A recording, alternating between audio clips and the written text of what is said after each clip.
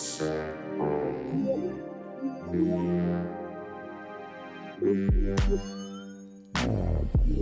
y'all, what's happening? Let's get it crackin' on Sideway Media. Hey y'all, what's happening? Let's get it crackin'. Sideway Media. Sideway Media.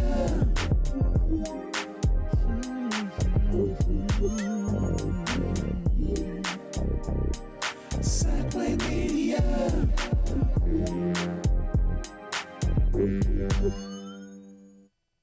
Hey, what's up, y'all? We back in here again. It's your boy the Buddha at the Sackway Media Studio. We live. We back with the Rashid Deary Smith case, part 2. We got a lot of things to talk about today. Some real good stuff, some updates and everything like that. My man Glenn is here. His mother Patricia. We back, y'all. We got some stuff to talk about. Media. We're gonna chop it up real tough in here today. Let y'all know the update and what's going on. Patricia, I wanted to ask you, you know what I'm saying, how is that case going right now since the last time, we talked about it in here? How's the case going right now? Where we stand with it? As of today, it's going great. I mean, we got him back on calendar to go back to court August the 4th, 2023. I hope everyone comes to make sure that, the courts say that they're going to do what they're going to do, resentence him and release my son, please.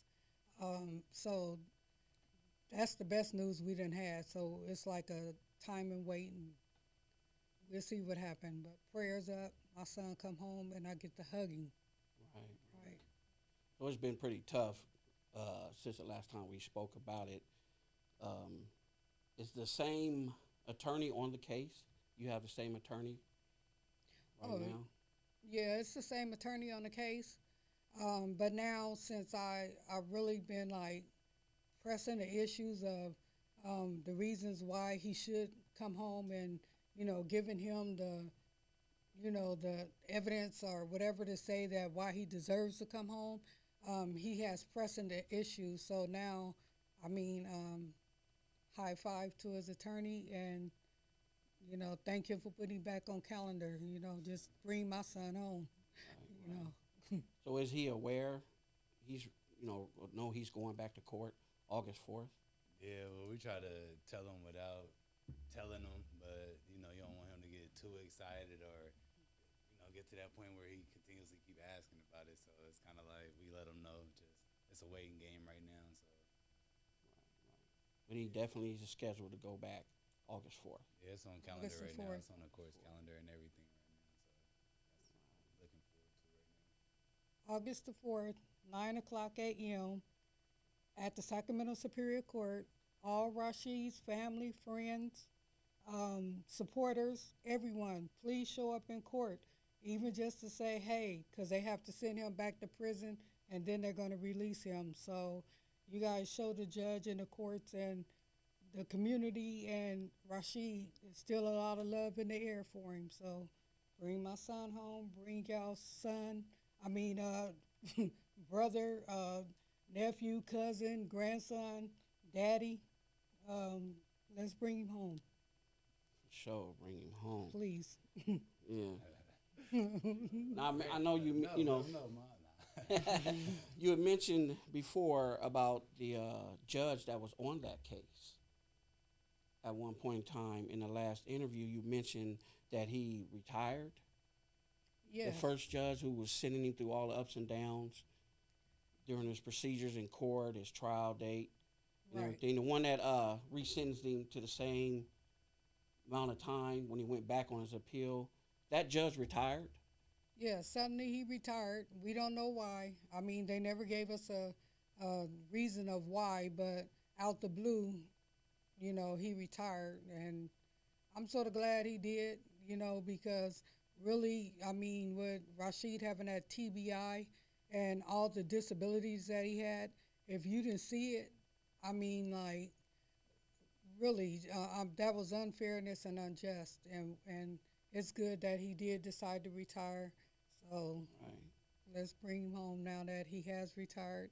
He has a second chance now. That's a good thing because going back, he don't have to deal with that same judge. No. You know, there's a whole new judge on the case.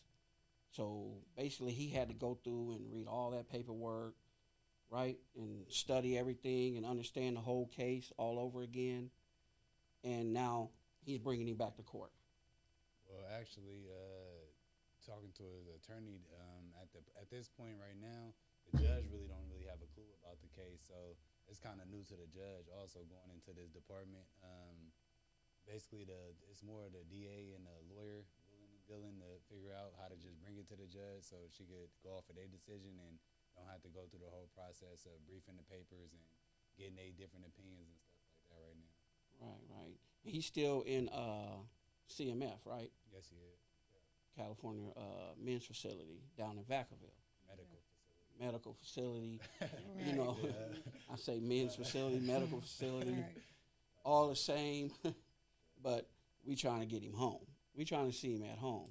You know what I'm saying? We trying to see him sitting up in here talking about it. You know? That's right. Right. So hopefully, you know, that all works out just fine. You know what I'm saying? Going back and forth. A lot of times, over these years that he's been incarcerated, you had to do a lot. You had to deal with the law a lot. A lot of different paperwork because you are his power of attorney. And doing all that paperwork, getting everything together, did that change your mindset with the law or, you know, legislation and all that? Like something that you would want to get into possibly?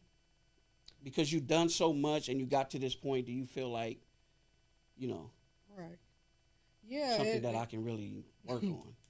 It's something that I can, but it's nothing that I want to. I mean, it seems like I was forced to do law because really I'm a licensed cosmetologist and a professional seamstress, and I do it for the community, and I love to be out there with the kids, and I love to just, you know, give back to my community. Everybody know I'm from the community. So it's like now when it came up against the law, and I must say this, is that to start off, I just want to explain why I want, like, the red dot. And when I say red dot, when people see me or when people talk to me, sometimes they want to stop. And I say, don't stop because this is something that we need to do for our community. So back to the question that you were saying, bringing law into the community, which is cool because it teaches us our constitutional rights, our civil rights. I mean, it teaches our kids how to live and what to live for.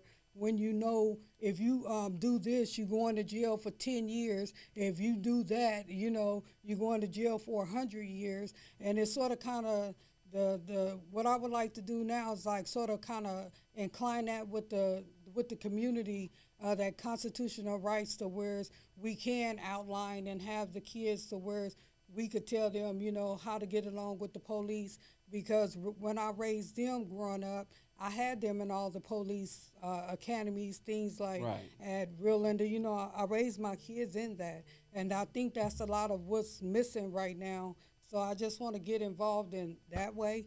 But my heart is so into sewing and and doing the fashion designing and getting his thing, you know, clothing going to where I just want to use Rashid's case as a case for ADA, you know, for the disability, you know, to just say, you guys, we just need more for them because really I'm raised in the hood. So Right. even ADA is you can't read, you can't write, you can't understand, you know, and then there's parents out there that didn't read and didn't write.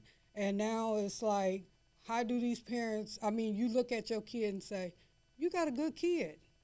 You know, and then you look and say, when the system get them, everybody, every group, everybody done left the community or put out the community that could, you know, give a good advice for this kid. And I'm saying, I want you to be able to come to my group to say, Miss Pat, Miss Smith, did you see that guy? And, you know, is he a good kid? Right, yeah. Sure, he come and he volunteer, and this is the books, and, you know, we got the, you know, we see this kid, we got photos and things. I want to give in that kind of way when I work with the kids that's giving back to the community. I don't want to do no specific as, go to the DA's office. And this is what I'm doing now. Going to the, well, I'm not going there, but dealing with the DA's office, dealing with the, Rashid being in prison, Faust in prison, just dealing with them. And I'm saying, I'm tired of this. Stop this. Yeah. I invested in this community. You know what I'm saying? I mean, my grandmother is an investor, Edna Williams.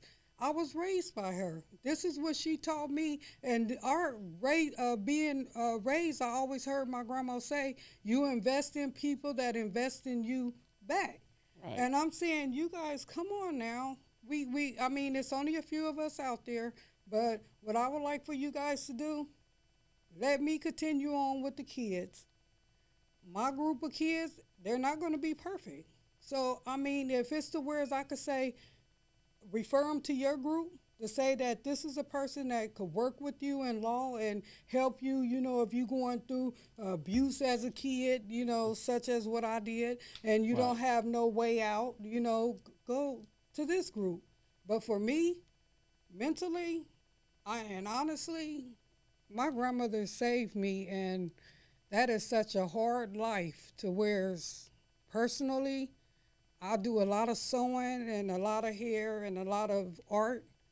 But for that next kid, somebody help save them kids because them girls out there have it. So back to the question is, let me stay in my profession. But if you a group that'll help these kids, let's reach out together. Yeah, Criminal get with justice me. reform. Come on, let's do and this together. say, this is what we doing. Yeah, let's help these kids. Let's invest back into our kids. They deserve it. Guide them in a better direction. Being with what you guys have gone through with your brother, this whole case, do you have any kind of advice you would give to someone that might be in this same type of situation? What would your advice be to another parent, whether it's a father or a mother, having to go through what you're going through, dealing with your son, being incarcerated with the corruption and the cases, the mishandling of the paperwork, the false DNA, and all the things that wasn't presented in his case? What advice would you give to someone that's dealing with that same situation? Where would they start? What would you advise them to start with or to look out for, to make sure everything goes, the way it should go? I would say look back at Sackway Media Studio on his post to see if I'll post a flyer to say, can we all come together, are the ones that really have time for it, to form a criminal justice reform group, and to where's someone in that group from all aspects of professions, such as ex-police officer, ex-DAs, whoever you are that's in the judicial system, to where you guys could come to our community and be able to hear our problems. And when you hear our problems, if it sounds a little bit shaky, then be able to, take it back to the place or your ex-building, or to find out, can we get help? You know what I'm saying? I mean, like, this is what we've been doing all our life. Can we get help? So when if we could get it to where's that and that type of atmosphere as far as working with me, and I don't want to keep saying me, but just personally, then I'll stick to it like that.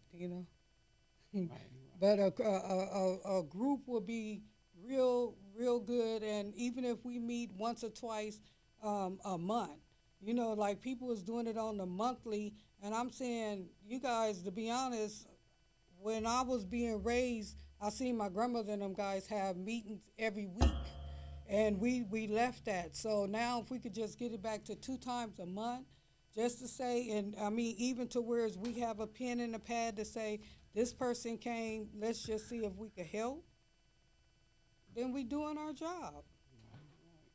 What about you, Glenn? You any advice you would give to somebody going about these kind of cases? I would say if you got loved ones locked up, I mean, if you feel like they falsely incarcerated, or if you feel like it's a problem with their case, I would say start with their paperwork, honestly, and go through it. Make sure you get all transcripts and any filings from the courts. Uh, look into their case, just as far as like details, small issues. Like recently, we basically seen that a case that my brother had in '09.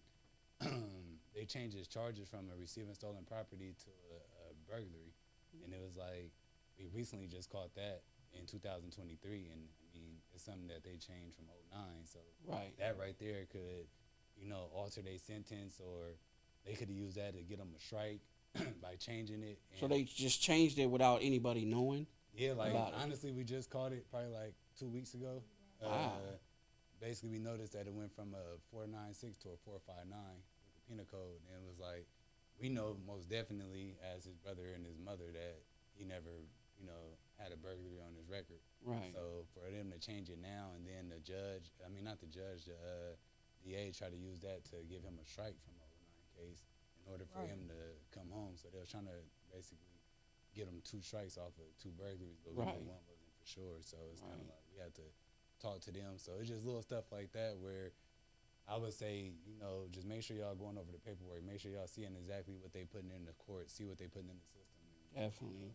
go from there. You see it all, basically, like, really sit down and go through it is basically what you guys saying. Go through that paperwork.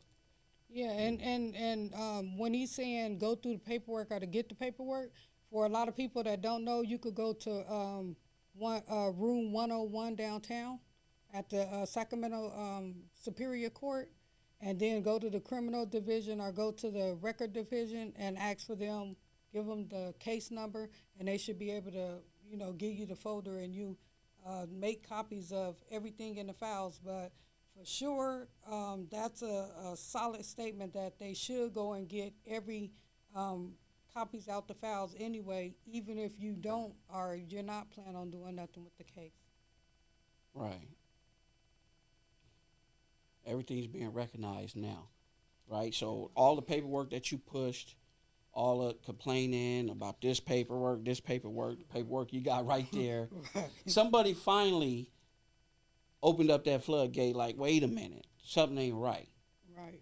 This something's going to have to be done about this because this whole case is pretty much just corrupted. The way they went about doing everything, you finding all these different, things that they changed. Why would you change something after all these years? And Right. you can see that they're trying Yeah. to hold this man on whatever they can hold him on, whatever they can find. And it's just like, come on. So you're finding all these things, you present it to his attorney, and then he goes forward with it, right? Is that how it works? Right. Like I had to show him, letting them know that even the prisons wrote letters to the Superior Court asking where's the complaints, where's the police report. Right. I mean, this is coming from the prisons now, and I'm asking the prisons, how could you even hold him without having all that stuff? So it's like, I don't know, but I'm just glad they got him back in court. Whatever they happen to do to get him back in court. Right. Still a lot of willing and dealing with that, but I mean, Yeah. they made it work finally, so Right. it was worth the wait for Now, I that. remember in the last segment, you saying that the corrections wasn't cooperating. They was saying they didn't have records of this, records of that. All that is shut down now, right? They had to come forward with that paperwork finally. No, basically, they using the paperwork I'm sending them, but it's like they're making corrections, their own corrections to make it work to get him back to court. Okay. That's Okay. You know what I'm That's saying? the point I was So getting they- at. they- Like, we they- didn't. They Yep. still They got stuff that they read. doing, but it's Yeah. more so like they just trying their best to cover themselves to where they can get him back in court, get him, time served, however it go, and basically let them go without them getting in too much trouble for the stuff they done from, early in the case. So that's where we at with it right Right. now. Y'all done pushed so hard on him. You got to come. You got to step up now. Because we're not going to stop pushing. And another thing about this case that I really just want to put on record is that there is really no victims. Like, we can't even say we mad at nobody. You know, I mean, we can't even say this person said this or this person said that. It all got to do with what the DA said. It don't even have nothing to do with because they identified them. I mean, we know the forensics and the DNA is negative. We know that the gun never fired. We just know all this evidence, but when it comes to the victims, it's like we ain't never seen them even in court. We never seen them before. Still to this day. So I mean, like, Haven't seen nobody. yeah. Wow. So we basically fighting with one DA, which he's not a DA no more. I mean, it seemed like everybody that convicted this case is they retired or they're not in the DA's office, like the judge, the DA, you know, the Officers, the officers, everybody former or is retired. So it's kind of like that's where we at with it with them. It's just like they ruined the whole case. They did whatever they had to do, and now it's like all new faces that's a part of this case. So right. And now, look, we pushing forward and getting in a position where he needs to be, where he Right. should have been a long time ago. That's the corrupt justice system. That's what it is. You know, bring these new faces in, let these people be honest with playing with these people's lives. Shame. You know, and that's why they get in and they get out. And like you said, he retired, this man retired, that person retired, all these people. Right. All of a sudden you want to retire.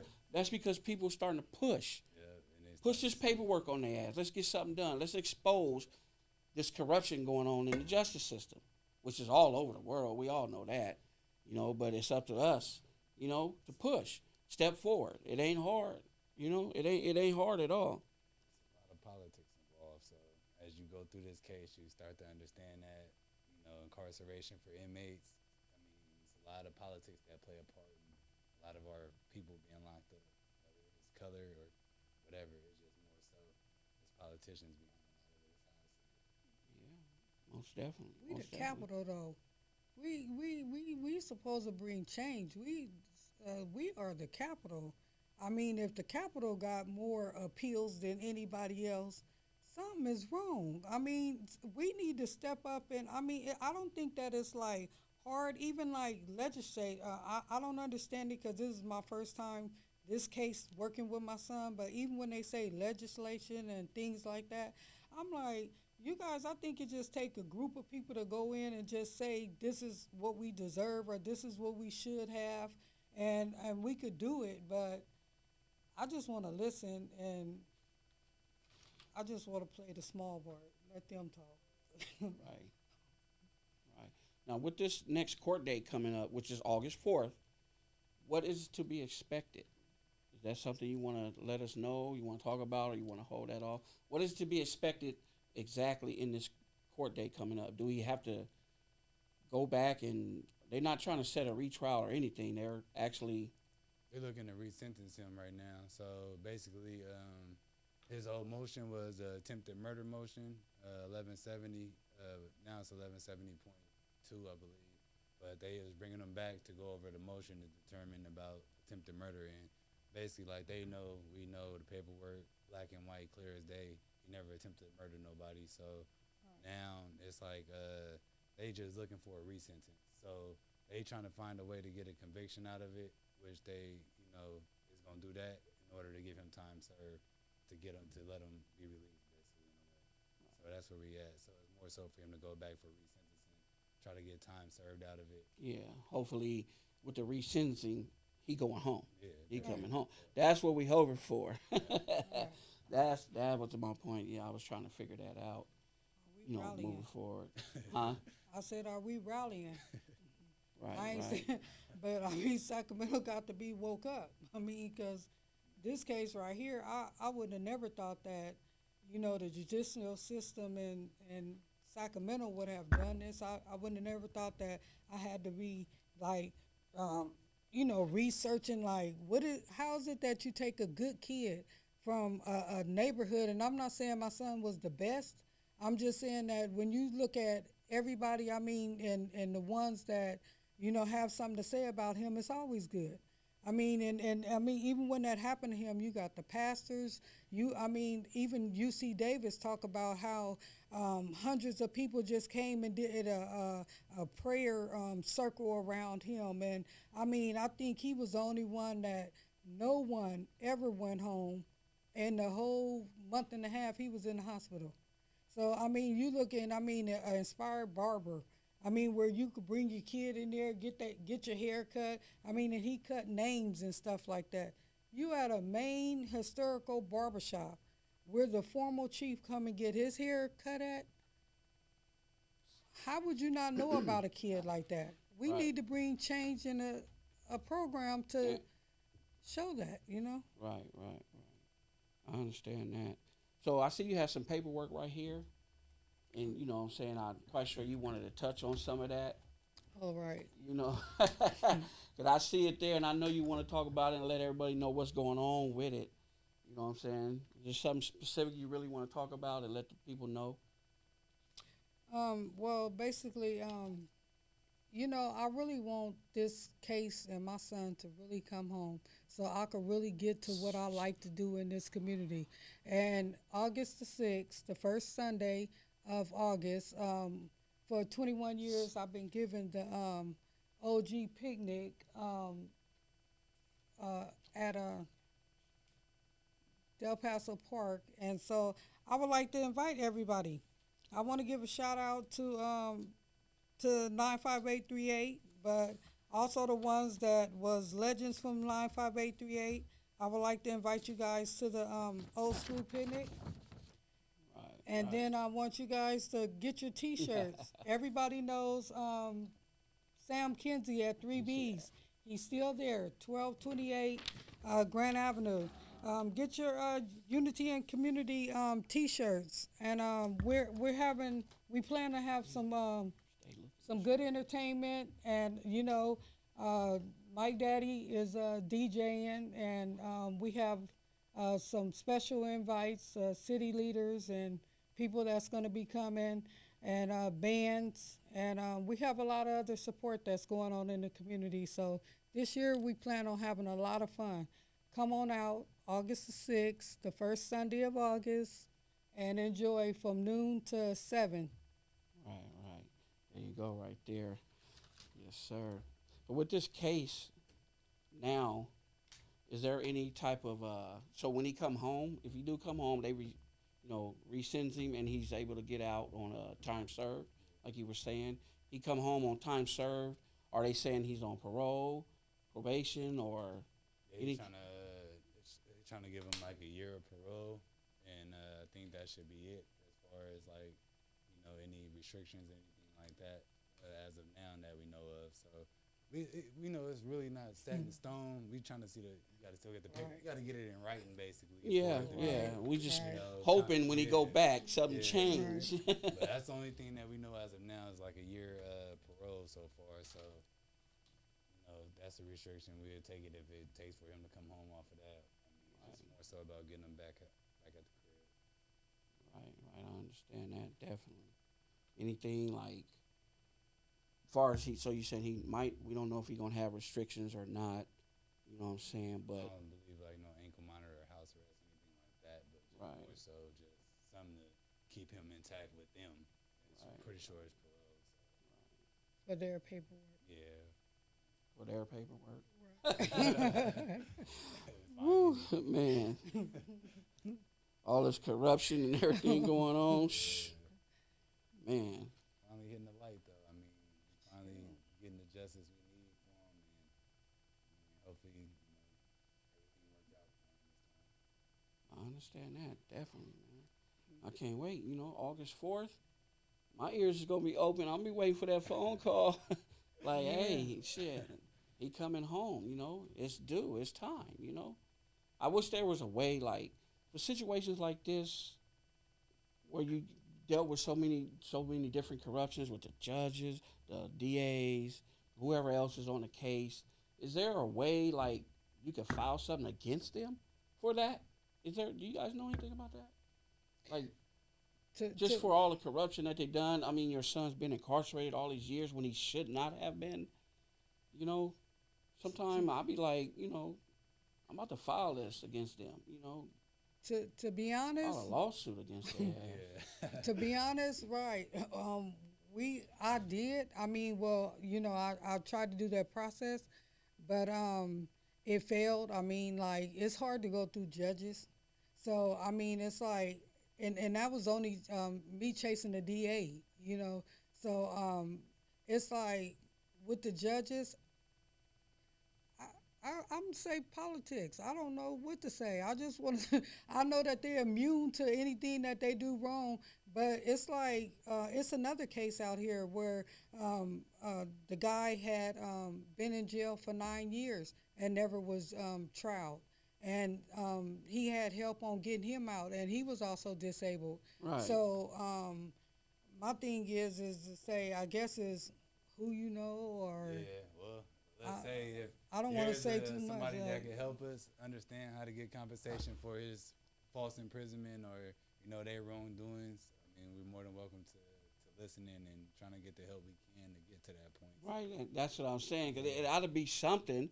It ought to be a law to that too. You find these people in corrupt. You know what I'm saying, with the system. I mean, I think they should pay for that too. Instead of retiring and getting on down the road before they get caught up. Yeah, there you Right. go. But it might be too tough. Let me not give an opinion, but Rashid case, after reading that first case, I said, it's exactly like Rashid's case. And so when you, I guess, looking for that kind of help, you do have to be like that powerful attorney or to just understand, I mean, I guess how many people that, you went through. They got their own way of doing stuff, so Yeah. it ain't gonna be as easy as it seemed to Right. get past Sacramento. So that's the biggest thing. Most Trying to find definitely. help to get to that point. Really. Definitely. It's just Right. like something need to be done. I mean, from the past experiences and everything, like, man, y'all accuse me of that, you know what I'm saying? Let me go back and can I get something for that? You know what I'm saying? Or even the people that's been found guilty of things, I mean, damn, can we get paid for that? I mean, I sat up in here all these months or whatever, going to trial. And that's the You know what I'm crazy part saying? about I his didn't case do it. is that within all his case, all the charges that he's basically been convicted of from a trial that they said they had for him, all the charges is dropped at this point. So it's kind of like Right. he walking, to he's sitting on nothing basically. Like they just got him locked up at this point. So that's basically that- where we at with it. And it's like, do he get compensated for all this extra time like that y'all giving him, or the days Right. he's sitting and it is deteriorating his health? He got hernias from being in there. His health is Yeah, Deteriorating. right now. Yeah, because he got overall. arthritis real bad. I mean, his body is breaking down. Teeth, I feel bad for my hair, son. everything. It's like all this caused it, but it's more so like this is kind of y'all fault because he could have either been released from the judge that gave him all the time again, or Right. anything could have been an alternative to how they treated him and what he going through now and how it affected him for so long, or just being in there, just his body, everything just be deteriorating, hernia, Right. like it's terrible. But he a soldier, so he got to just push through it, and like I said, hopefully we can get compensation for it. Yeah, I mean, he's at the medical facility, so we know how that go. I mean, they gonna do so much. Right. They don't really. They just doing what they doing, get their little 8-9 hours in, and And get on. can I also say that Rashid has a special disability, and it's called aphasia, APHASIA, and it's June awareness is the month for it. And if there's just any attorney or anyone that could help or give us assistance, because since he's been in prison, they have it in his files, but they took it out of his files. So that's another reason why we're really going through it, because they edited all his disabilities out of his files. Trying to clean it up. Now Trying to clean it up. I had to send in a lot of the prior forms to say that he can't read, he can't write, And I think that's another reason why Sacramento sort of played on him because they knew he couldn't read, they knew he couldn't write, and he do look normal. That's the blessing about his condition because being shot in the left side, you're not even supposed to live. It's only 5% people that survived his type of trauma. Right. So and for him to beat that and be straight up, I mean look like a normal kid. Um, I think that's what they're playing on. But when you talk to him, you'll see that he clearly has a TBI. So That's definitely it. Just like you touched back in the last interview when we talked before, when you said he was sentenced, you didn't know. You were his power of attorney. You had no idea. He didn't sign papers on taking a deal, and you had no idea why he was taking a deal, what he taking it for. That was mentioned in the last segment. If you guys check that out, you know what I'm saying? To today, he can't read, he can't write. How's this going on? How is this possible? And then even with you saying that I'm his power of attorney, I wanted to clear that up too because a lot of people thought that I was acting like an attorney. And I'm saying, no, I'm just his power of attorney. But how they sort of kind of, black dot, or I call it red dot, dotted me in the courts is because his attorney that he had told like mostly all the courts that he went to, like I was standing up acting like his attorney. And I was saying, look at here, let me make this clear. I don't practice law. I'm not an attorney or anything. But it was one time where you didn't show up in court. This is where they, have this, noted at. Is one time he didn't show up in court. And the judge said, is there anyone here for Deary? And I said, yes, I'm here for Deary. And he said, come to the podium. So he was saying, Deary, and he was reading all his charges.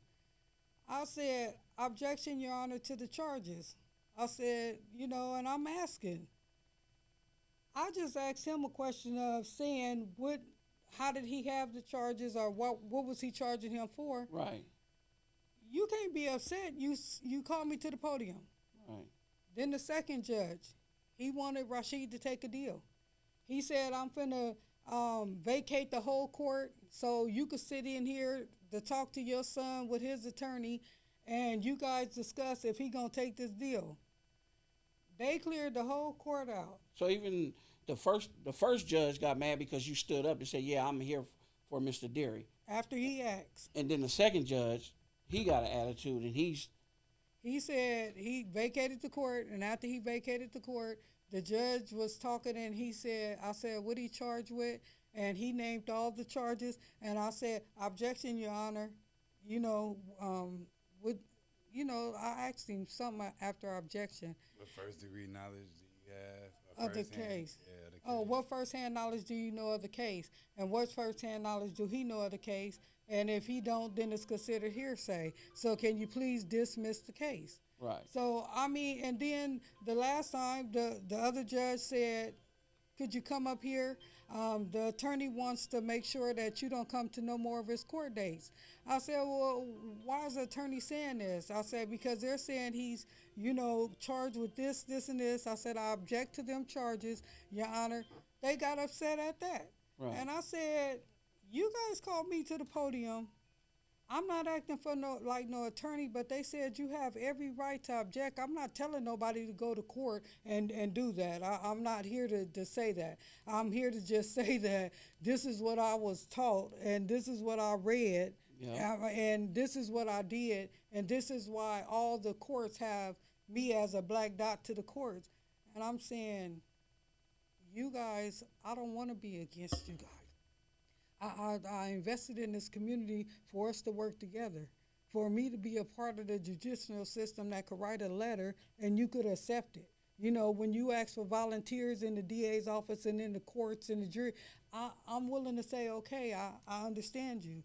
Let's work together that type of way. Don't just do me on my son's case that that's disabled, that knows that, any way that you think it is, it was cruel and unusual to have him go to court arrest him, have everybody thinking that he was wanted for murder, attempted murder, and all this other stuff. And then when it comes down to the paperwork, I'm saying, well, there's not even a signature on the complaint. There's not even a signature on a minute complaint. There's not even a matter of fact, the police report say he murdered somebody, and the murderer is the witness. You, you guys, let's try to figure out The this murder case. victim is a witness. Yeah, that's how they doing it. Corruption. Yeah, that's Right. how they doing it. And it's because I'm asking questions. I mean, I'm just asking them, like, is this serious? Because the main question is I would really like to ask people is CDCDR or the jailhouse the only business, because we're all businesses, you know, is they the only business that could have your identification and your profile and everything else wrong Right. and still say that they got the right person? You can't. And convict them. They say it's rehabilitation. I say, well, how you going to rehabilitate him? He can't go to college. I graduated from college and I couldn't give them like 2 social security numbers. I couldn't give them 2 California IDs. Which part of this is you saying you rehabilitating him? He can't even get social security if he ADA because of all the information you guys have on him. How do we correct this? Mm-hmm. Even though we got him in court, thank you, Jesus, Jehovah. Yeah. There you go. You hit it right on the button. All that hard work, all that paperwork that these guys pushed, they fought. This lady fought for her son. There's a strong possibility her son is coming home. Her son is getting ready to come home, y'all. So basically, I I'm don't wanna saying, celebrate that. when you're in this situation, as well as they are with this type of situation and case, like she said, keep reading that paperwork. Study that paperwork. Everything that the court system sends or pushes out, read it carefully. Because you will find some discrepancy somewhere. Make sure it's good before your child, your loved one, any loved one, whatever it is, so they get a fair chance, a fair trial, if that's what it takes. Because this whole interview is about the corrupted justice system. And they're going to do what they want to do. They're going to fight. They're going to try people, send them to court, whatever. Pick the jury. It's all like this, you know. I've been there. I've done it. You know, you pick this juror, the DA is going to get rid of him. You know, so you got to keep fighting and don't never give up. Don't never give up. Because if you do, you might lose that loved one. But at this point in time, with these 2 people sitting here today, they fought for their son. He fought for his brother. He had his back. She was power of attorney. She took that charge on her own. Never have done it before. But she's winning now. Her heart is blessed. Her son will be coming home. He goes to court August 4th. And when he comes home, y'all gonna see that man in here. And he'll be able to speak to y'all and let y'all know everything that's going on and what he went through. This is Sackway Media. I'm your boy, the Buddha. We're going to get out of here. I'm going to let y'all know there will be a part 3. And y'all going to see who's going to be sitting here. It might not be me. I can feel it in my heart. I'm letting y'all know it's going to be something special. Part 3. It's the Buddha, and I'm going to holler back at y'all. Peace. Appreciate you. Thank you.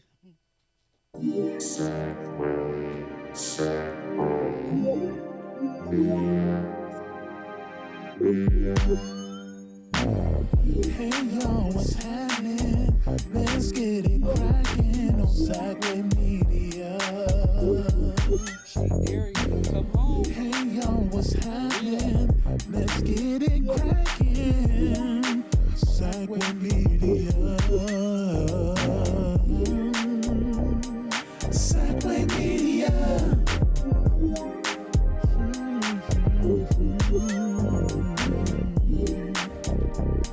Sideway Media.